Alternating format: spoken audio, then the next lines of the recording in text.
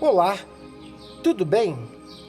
Prestem atenção nessa ilustração do esquema de uma ligação dos fios dos condutores do ventilador de teto.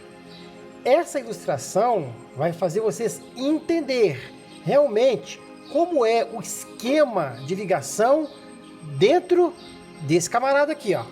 Vem comigo.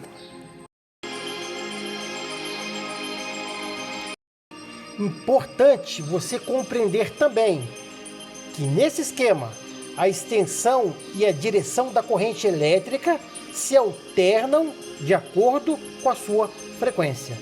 Então, prestem atenção.